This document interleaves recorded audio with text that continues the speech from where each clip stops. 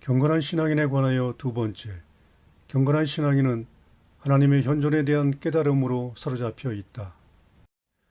경건한 신앙인은 언제 어디서나 그분이 자기를 보고 있다는 마음을 품고 살아간다.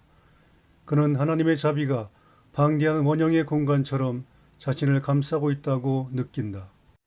하나님에 대한 깨달음은 그에게 심장에 고동치는 맥박처럼 가까이 있고 깊고 고요하지만 때로는 압도하고 도취시키고 그의 영혼에 불을 지른다.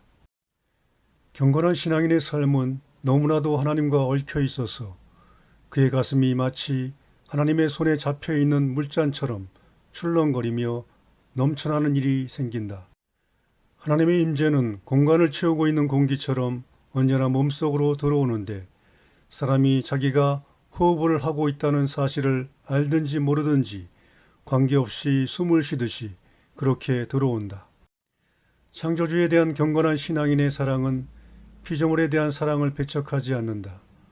오히려 모든 가치에 각별히 접근하는 것을 포함한다.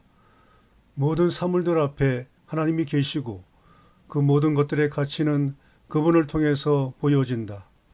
그는 그럴듯한 겉모습에 속지 않고 겉모습이 추하다 해서 단념하지도 않는다. 가장 웅장한 건물, 가장 아름다운 성전이나 영화로운 기념관도 그것이 고통받는 노예들의 땀과 눈물로 세워졌거나 부정한 수단과 사기 행위로 지어진 것이면 경건한 신앙인에게는 불쾌감을 줄 뿐이다. 성실한 부모의 굳은 살 박인 손에서 박해를 받으나 하나님을 믿는 신앙을 지키는 자들의 멍든 얼굴과 못쓰게 된 몸뚱이에서 그는 이 땅에 남은 최후의 위대한 빛을 볼 것이다. 경건한 신앙인이 하는 일은 모두가 신성에 연결되어 있다. 아무리 사소한 행위라 해도 그분의 섭리에 접속되어 있다. 숨을 쉼으로써 그는 그분의 기를 마시고 생각함으로써 그분의 힘을 사용하는 것이다. 하나님의 이름이라는 경이로운 무게가 그의 마음속을 차지하고 있다. 그에게는 하나님의 말씀이 공기나 음식처럼 살아가는데 없어서는 안 된다. 그는 결코 혼자가 아니다. 결코 외롭지 않다. 하나님이 그의 중심에 계시기 때문이다. 고통을 겪을 때나 무슨 갑작스러운 충격을 받을 때 그는 일시적으로 자신이 버림받은 길에 서 있는 듯한 느낌을 받겠지만 그러나 조금만 눈길을 돌려도 자신의 슬픔이 하나님의 연민에 삼키었음을 넉넉하게 알 수 있다. 경건한 신앙인에게는 하나님의 임재를 깨닫게 할 어떤 기적적인 통화가 따로 필요하지 않다.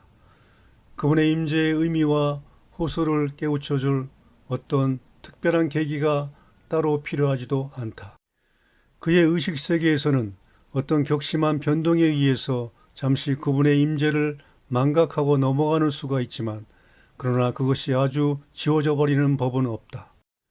경건한 신앙인은 자기가 하나님의 보살피시는 눈길 아래에서 살아가고 있음을 깨달음으로써 일상생활에서 부딪히는 온갖 일들 속에서 하나님의 명령을 보게 된다.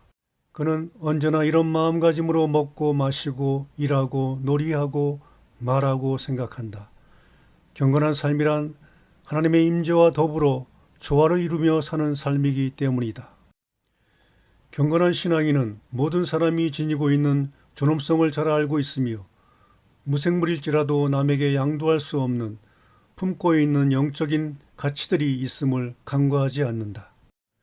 그는 사물들이 초월적인 가치와 관계되어 있음을 감지할 수 있다. 그러므로 그 어느 것도 자신의 이익만을 위하여 사용함으로써 감히 업신여길 수 없다. 모든 존재가 지니고 있는 비밀은 그것들 속에 하나님의 돌보심과 관심이 쏟아 부어지고 있다는 사실이다. 모든 사건들 속에는 신성함이 깃들여 있고 바로 이것이 경건한 사람이 모든 실제하는 것에 경의를 품고 접근하는 까닭이다.